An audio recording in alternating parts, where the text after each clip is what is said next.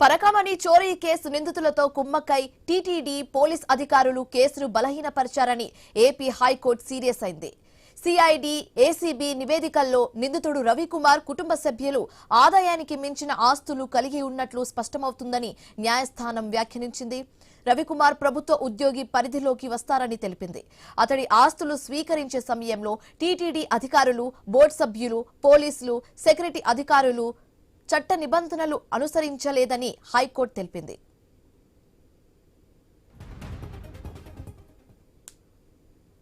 CID ACB diesel Parakamani కేసులో నిబంధనల మేరకు నడుచుకునేందుకు న్యాయస్థానం వెసులుబాటు కల్పించింది. బాధ్యులైన అధికారులపై శాఖపరమైన చర్యలు తీసుకోవాలని ఆదేశించింది. ఏవీఎస్వీ సతీష్ కుమార్ మరణంపై దర్యాప్తును వేగవంతం చేయాలని సిఐడికి ఆదేశాలు ఇచ్చింది. కేసు తీవ్రత దృష్ట్యా చార్జ్షీట్ దాఖలు చేసే వరకు దర్యాప్తును పర్యవేక్షిస్తామని న్యాయస్థానం తెలిపింది. సుప్రీం ఆదేశాలను పరిగణలోకి తీసుకుని చట్ట ప్రకారం ముందుకు వెళ్తామని సిఐడి ఏసీబీకి ఉత్తర్వులు ఇచ్చింది. టీటీడీ సమర్పించిన నివేదికపై న్యాయస్థానం అసంతృప్తి వ్యక్తం చేసింది. ఇదే అంశానికి సంబంధించి మరింత తాజా సమాచారం మా కరెస్పాండెంట్ కాంతి ఫోన్ ఇన్ ద్వారా అందిస్తారు.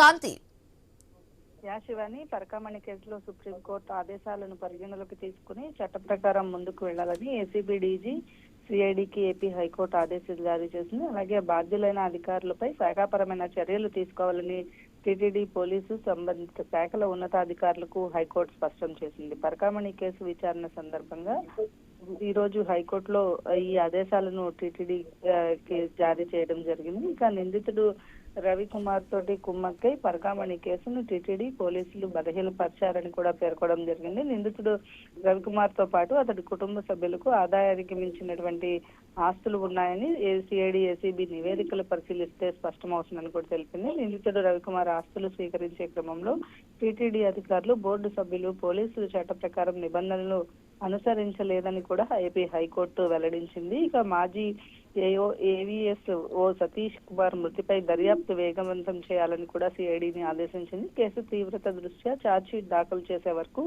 దర్యాప్తును పర్యవేక్షిస్తామని కూడా స్పష్టం చేసింది. పరకామణిలో సంస్కరణలపై టీటీడీ సమర్పించిన నివేదికపై హైకోర్టు ఒకంత అసంతృప్తి వ్యక్తం చేసింది. దేవుడికి సమర్పించిన కానుకల లెక్కింపు విధానం మెరుగుపరిచేందుకు అత్యుత్తమ ఆలోచనలతో రావాలని టీటీడీఓ అనిల్ కుమార్ సింఘాల్ కు హైకోర్టు స్పష్టం చేసింది. పరకామణి కేసులో చేపట్టాల్సిన సంస్కరణలపై నివేదికలు ఇటీవల హైకోర్టుకు టీటీడీ ఇచ్చింది. ఈ నివేదికను పరిశీలించి ఉత్తర్వులు జారీ చేస్తామని కూడా ఏపీ హైకోర్టు స్పష్టం చేసింది. పరకామణిలో వెంటనే చేపట్టాల్సిన సంస్కరణలపైన ఏపీ హైకోర్టు టీటీడీకి సోమవారం అంటే జనవరి 5వ తేదీన ఒక నివేదికను ఇచ్చింది. ఈ నివేదికను పరిశీలించిన తర్వాత ఏపీ హైకోర్టు ఏదైతే ఈ నిర్ణయం అయితే తీసుకుంది. ఇంకా పరకామణి కేసులో మెరుగైన చర్యలు తీసుకోవాలని కూడా టీటీడీని హైకోర్టు ఆదేశాలు జారీ చేస్తుంది. Shivani, right, thank you Kanthi.